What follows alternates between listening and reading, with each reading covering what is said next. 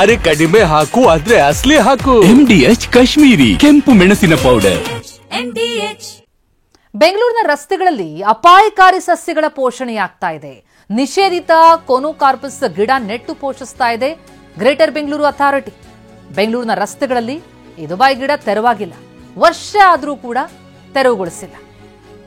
ದುಬೈನ ಕೊನೋಕಾರ್ಪಸ್ ಗಿಡ ಆಂಧ್ರ, ಗುಜರಾತ್, ತೆಲಂಗಾಣದಲ್ಲೆಲ್ಲ ಈ ಗಿಡವನ್ನ ಈಗಾಗಲೇ ಬ್ಯಾನ್ ಮಾಡಿದ್ದಾರೆ.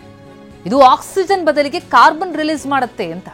ಅಸ್ತಮಾ, ಉಸಿರಾಟದ ಸಮಸ್ಯೆಯನ್ನ ತಂದಿಡುವಂತಹ ಗಿಡ ಇದು.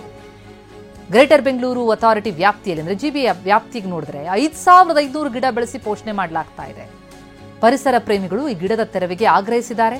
ಗಿಡ ಬೆಳೆಯದಂತೆ ಸುಪ್ರೀಂ ಕೋರ್ಟ್ ಕೂಡ ಸೂಚನೆ ಕೊಟ್ಟಿದೆ. ಇಷ್ಟಾಗಿಯೂ ಕೂಡ ಇನ್ನೂ ತೆರವು ಕಾರ್ಯಾಚರಣೆ ಆಗಿಲ್ಲ. 5500 ಗಿಡಗಳು.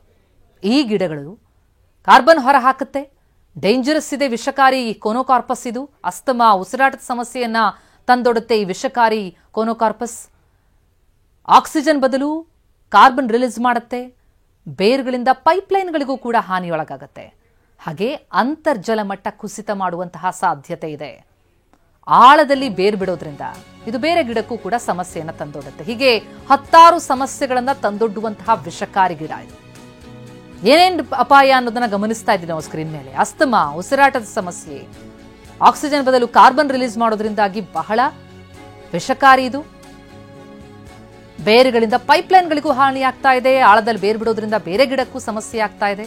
ಈ ಬಗ್ಗೆ ಮಾತನಾಡಿದ್ದಾರೆ ಅಧಿಕಾರಿಗಳು, ಕೇಳೋಣ. ಕೊನೋಕಾರ್ಪಸ್ ಟ್ರೀ ಬಂದು ಎಲ್ಲರಿಗೂ ಗೊತ್ತಿರಾಗಿ ಅದು ಎಕ್ಸಾಟಿಕ್ಕು.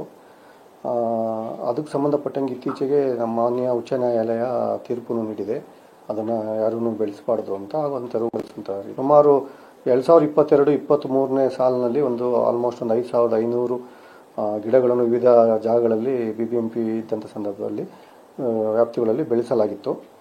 ಸೊ ಈಗ ಈ ಡೈರೆಕ್ಷನ್ ಬಂದಿರೋದ್ರಿಂದ ನಾವಿನ್ನೂ ನಮ್ಮ ಈ ಸುಪ್ರೀಂ ಕೋರ್ಟ್ ಡೈರೆಕ್ಷನ್ ಮೇಲೆ ನಮ್ಮ ಸರ್ಕಾರದಿಂದ ಒಂದು ನಿರ್ದೇಶನ ಬಂದ ಕೂಡಲೇ ಅದ್ರ ಮೇಲೆ ನಾವು ತೆರವುಗೊಳಿಸೋ ಸಂಬಂಧಪಟ್ಟಂತೆ ನಾವು ಕ್ರಮ ವಹಿಸ್ತೀವಿ. ಇದಲ್ಲದೇ ಅದು ಎಲ್ಲರಿಗೂ ಗೊತ್ತಿರೋ ಹಾಗೆ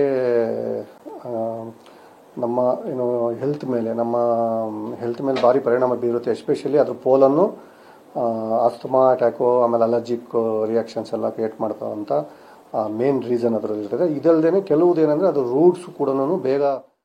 ಈ ಬಗ್ಗೆ ಇನ್ನಷ್ಟು ಡೀಟೇಲ್ಸ್ ಪಡೆಯೋಣ. ನಮ್ಮ ಪ್ರತಿನಿಧಿ ಶಾಂತಮೂರ್ತಿ ಈಗ ಸಂಪರ್ಕದಲ್ಲಿದ್ದಾರೆ. ಶಾಂತಮೂರ್ತಿ, ಅಪಾಯಕಾರಿ ಗಿಡ ಅಂತ ಗೊತ್ತಿದ್ದು ಕೂಡ ಅದನ್ನು ತೆರವ್ಯಾಕೆ ಮಾಡಿಲ್ಲ? ಫಸ್ಟ್ ಆಫ್ ಆಲ್ ಅದನ್ನ ನೆಟ್ಟಿದ್ಯಾಕೆ? ಆಗೇನು ಪರಿಶೀಲನೆ ಆಗ್ಲಿಲ್ವಾ? ಯಾಕೆ GBA ಏನು ಕೂಡ ಆಕ್ಷನ್ ತೆಗೆದುಕೊಳ್ತಾ ಇಲ್ಲ ಅಂತ? ಎಸ್ ಪ್ರತಿಮಾ, ಬೆಂಗಳೂರಿನಲ್ಲಿ 2023ರಲ್ಲಿ ಬ್ರ್ಯಾಂಡ್ ಬೆಂಗಳೂರು ಪರಿಕಲ್ಪನೆ ಅಡಿಯಲ್ಲಿ ರಾಜ್ಯಾದ್ಯಂತ ಅಂದ್ರೆ ರಾಜಧಾನಿಯ ವಿವಿಧ ಭಾಗಗಳಲ್ಲಿ 9000 ಗಿಡಗಳನ್ನು ನೆಡೋದಕ್ಕೆ GBA ಮುಂದಾಗಿತ್ತು. ಅದೇ ಗಿಡಗಳ ಸಾಲಿನಲ್ಲಿ ಈ ಒಂದು ಕೊನೋಕಾರ್ಪಸ್ ಗಿಡಗಳನ್ನ ಕೂಡ ನೆಟ್ಟಿತ್ತು. ಸದ್ಯ ಗಮನಿಸ್ತಿರೋ ದೃಶ್ಯದಲ್ಲಿ ಇದೊಂದು ಗಿಡ ಏನಿದೆ, ಇದನ್ನ ದುಬೈ ಗಿಡ ಅಂತ ಕೂಡ ಕರೀತಾರೆ. ಈ ಒಂದು ಗಿಡವನ್ನ 5500 ಗಿಡಗಳನ್ನ ಬೆಂಗಳೂರಿನ ಬೇರೆ ಬೇರೆ ಭಾಗಗಳಲ್ಲಿ ಬೆಳೆಸಿರುವಂತದ್ದು. ಸದ್ಯ ಈ ಒಂದು ಗಿಡ ಏನಿದೆ ಇದನ್ನ ಈಗಾಗಲೇ ಗುಜರಾತ್, ಆಂಧ್ರ ಪ್ರದೇಶ, ತೆಲಂಗಾಣ ಸೇರಿದಂತೆ ಬೇರೆ ಬೇರೆ ರಾಜ್ಯಗಳಲ್ಲಿ ನಿಷೇಧವನ್ನ ಹೇರಿದ್ದಾರೆ. ಇದಕ್ಕೆ ಪ್ರಮುಖ ಕಾರಣ ಅಂದ್ರೆ ಈ ಒಂದು ಗಿಡ ಏನಿದೆ ಇದು ಉಸಿರಾಟವನ್ನ ಮಾಡುವ ಸಂದರ್ಭದಲ್ಲಿ ಎಲ್ಲಾ ಗಿಡಗಳು ಕೂಡ ಆಕ್ಸಿಜನ್ ಅನ್ನ ತೆಗೆದುಕೊಂಡು ಇಂಗಾಲದ ಡೈಆಕ್ಸೈಡ್ ಅನ್ನ ಬಿಡುಗಡೆ ಮಾಡಬೇಕು. ಆದ್ರೆ ಇದು ಇಂಗಾಲದ ಡೈಆಕ್ಸೈಡ್ ಅನ್ನ ಬಿಡುಗಡೆ ಮಾಡಿ ಆಕ್ಸಿಜನ್ ಅನ್ನ ತಗೊಳ್ತಾ ಇದೆ. ಜೊತೆಗೆ ಪರಿಸರಕ್ಕೆ ಹಾಗೆ ಮಾನವನಿಗೂ ಕೂಡ ಒಂದು ರೀತಿಯಲ್ಲಿ ಹಾನಿಕಾರಕ ಅಂತ ಪತ್ತೆ ಹಚ್ಚಿರುವಂತದ್ದು. ಅಂದ್ರೆ ಇದರ ಒಂದು ಹೂ ಬಿಟ್ಟಂತ ಸಂದರ್ಭದಲ್ಲಿ ಅದರ ಹೂವಿನ ಪರಾಗ ಏನಿದೆ, ಆ ಒಂದು ಪರಾಗದಿಂದ ಮಾನವರಿಗೆ ಆಸ್ತಮಾ ಸೇರಿದಂತೆ ಉಸಿರಾಟದ ಸಮಸ್ಯೆಗಳು ಎದುರಾಗ್ತಾ ಇದೆ. ಈ ಹಿನ್ನೆಲೆಯಲ್ಲಿ ಈಗಾಗಲೇ ಬೇರೆ ಬೇರೆ ರಾಜ್ಯಗಳಲ್ಲಿ ಇದನ್ನ ಬ್ಯಾನ್ ಮಾಡಿದ್ದಾರೆ. ಆದ್ರೆ ಬೆಂಗಳೂರಿನ ರಸ್ತೆಗಳಲ್ಲಿ ಮಾತ್ರ ಬೃಹದಾಕಾರವಾಗಿ ಈ ಒಂದು ಮರಗಳು ಕಂಡು ಬರ್ತಾ ಇದೆ. ಯಾಕಂದ್ರೆ ಇದರ ನಿರ್ವಹಣೆ ಏನಿದೆ ಇದು ಕಡಿಮೆ ಇದೆ. ಒಂದು ಬಾರಿ ನೆಟ್ರೆ ಸಾಕು, ನೀರನ್ನ ಹಾಕಿಲ್ಲ, ಪೋಷಣೆ ಮಾಡಿಲ್ಲ ಅಂದ್ರೂ ಕೂಡ ಈ ಒಂದು ಗಿಡಗಳು ಬೃಹತ್ ಆಕಾರದಲ್ಲಿ ಬೆಳೆದುಕೊಳ್ಳುತ್ತೆ. ಈ ಹಿನ್ನೆಲೆಯಲ್ಲಿ GBA ಏನು ಅಂದಿನ ಕಾಲದಲ್ಲಿ ಇದ್ದಂತ ಅಂದ್ರೆ GBAಗೂ ಮೊದಲು ಇದ್ದಂತ BBMP ಏನಿತ್ತು ಇದು ನಿರ್ವಹಣೆಗೆ ಈಸಿ ಆಗ್ಲಿ ಅಂತ ಈ ಗಿಡಗಳನ್ನ ಎಲ್ಲಾ ಕಡೆ ನೆಟ್ಟಿರುವಂತದ್ದು. ಆದ್ರೆ ಆ ಗಿಡಗಳನ್ನ ನೆಟ್ಟಂತ ಸಂದರ್ಭದಲ್ಲಿ ಇದು ಹಾನಿಕಾರಕ ಅಂತ ಗೊತ್ತಿದ್ರು ಕೂಡ ಒಂದು ಗಿಡಗಳನ್ನ ತೆರವು ಮಾಡುವ ಕೆಲಸವನ್ನ ಮಾಡಿಲ್ಲ. ಸಾಕಷ್ಟು ಪರಿಸರ ಪ್ರಿಯರ ಒಂದು ಆಕ್ರೋಶ ಕೂಡ ಹೊರಗಿತ್ತು. ಆ ಒಂದು ಸಂದರ್ಭದಲ್ಲಿ ಪರಿಸರ ಪ್ರೇಮಿಗಳು ಈ ಒಂದು ಗಿಡವನ್ನ ತೆರವು ಮಾಡಬೇಕು ಅಂತ ಕೂಡ ಒಂದು ಮನವಿಯನ್ನ ಮಾಡಿದ್ರು. ಆದ್ರೂ ಇನ್ನೂ ಕೂಡ ತೆರವಾಗಿಲ್ಲ. ಈಗ ಸುಪ್ರೀಂ ಕೋರ್ಟ್ ಕೂಡ ಈ ಗಿಡಗಳನ್ನ ಬೆಳೆಸಬಾರ್ದು ಅಂತ ಆದೇಶವನ್ನ ಕೊಟ್ಟಿದೆ. GBA ಅಧಿಕಾರಿಗಳು ಯಾವಾಗ ನಮಗೆ ಸೂಚನೆ ಬರುತ್ತೆ ಆಗ ತೆರವು ಮಾಡುವ ಕೆಲಸವನ್ನು ಮಾಡ್ತೀವಿ ಅನ್ನೋ ಭರವಸೆಯನ್ನು ಕೊಟ್ಟಿರುವಂತದ್ದು. ಪ್ರತಿಮಾ, ಥ್ಯಾಂಕ್ ಯು ಶಾಂತಮೂರ್ತಿ ತಮ್ಮ ಮಾಹಿತಿಗೆ.